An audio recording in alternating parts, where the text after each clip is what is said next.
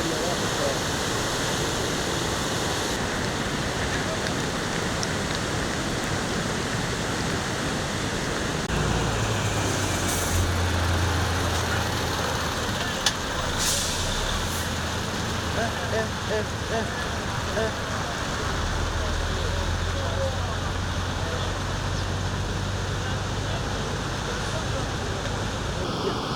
that one vehicle passes at a time.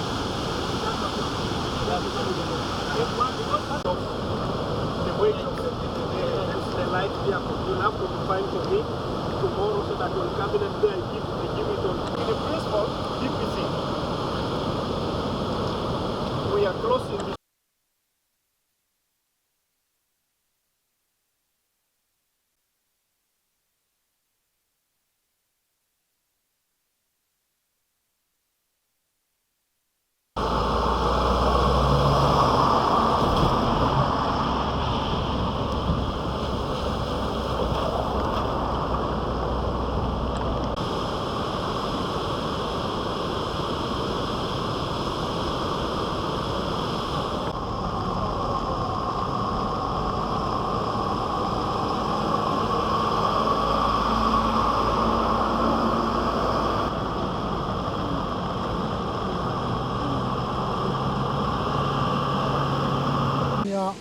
Tom Sange David. Apparently we actually doing a structure assessment on this bridge, and so far what we've analyzed where we are actually standing, we've seen that the bearings they are worn out, and when you go to the other side, when you get to see downwards, it is also the rebar, that is the reinforcements, are actually being worn out. But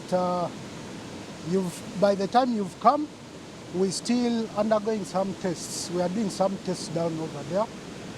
And I think with time, we shall be giving a complete report for everything what we've come up with. So how many cars shall we expect this to be passing in an interval of 2 or 3 minutes? How many cars shall you be letting to pass? Apparently, we're still analyzing. We haven't yet concluded actually. The Karuma Bridge with a team of technical officers from our agency, the Uganda National Roads Authority. This bridge was constructed in 1964, and over time there has been evidence of it getting compromised, the integrity of the bridge getting compromised, for various reasons that the technical people have been able to describe very eloquently.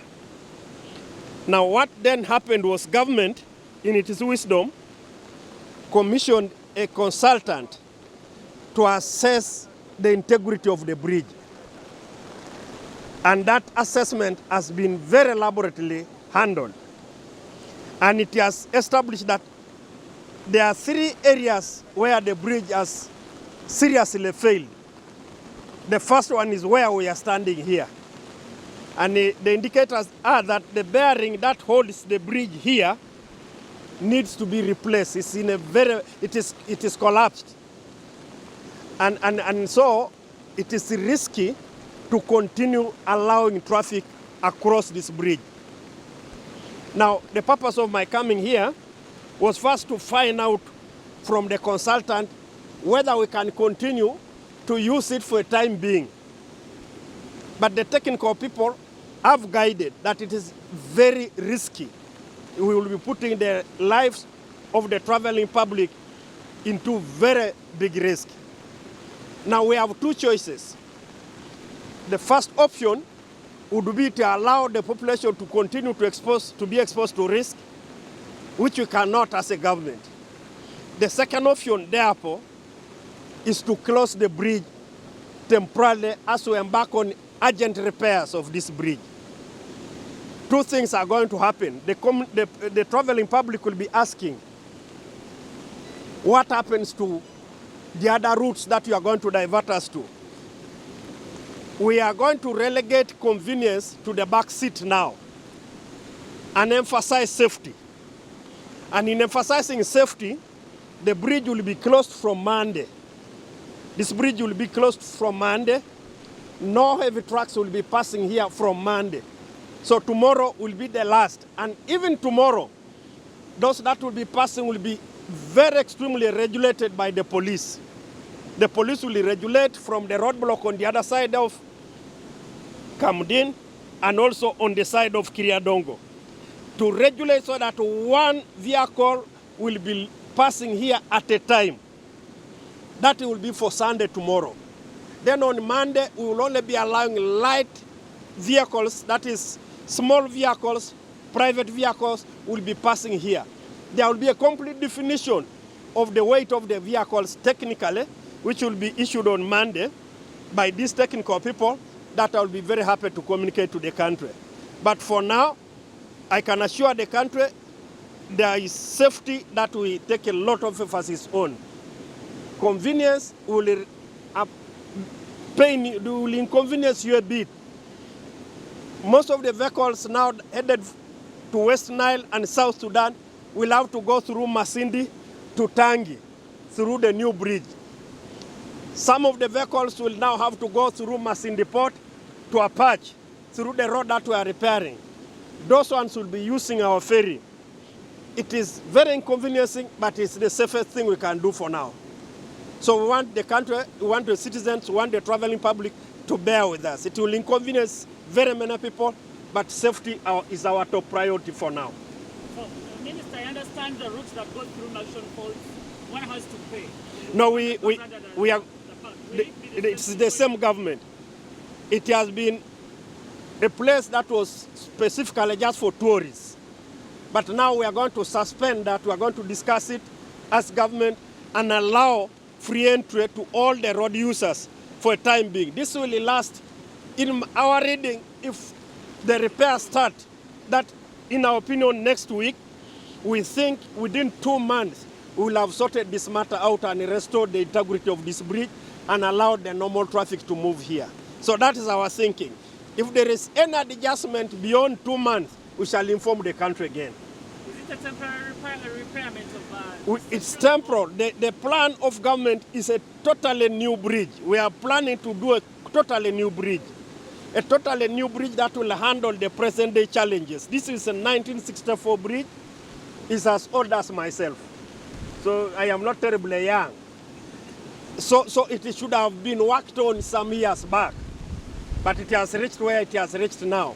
So it is an old bridge.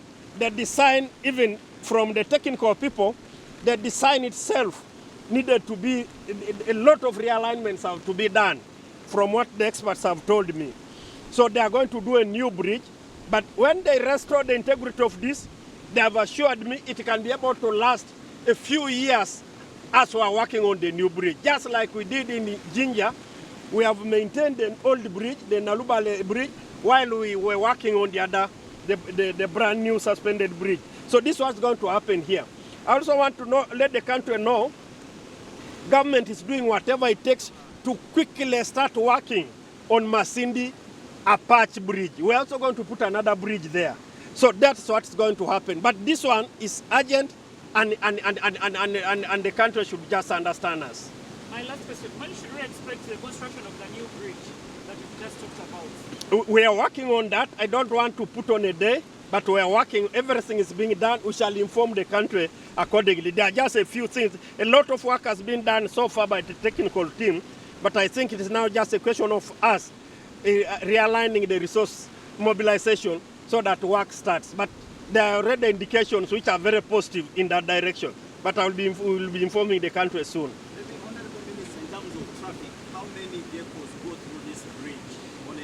I don't have ready answers unless the engineer has that kind of statistics. But this is one of the busiest roads. You should know that it serves South Sudan, it serves DR Congo, and then it serves the northern part of the country, the entire northern part of the country. So it's one of the, we are standing in a very critical artery of the country. So even blocking it, we are at pains. We are at pains to block it. but just for the safety of our citizens, we have no choice.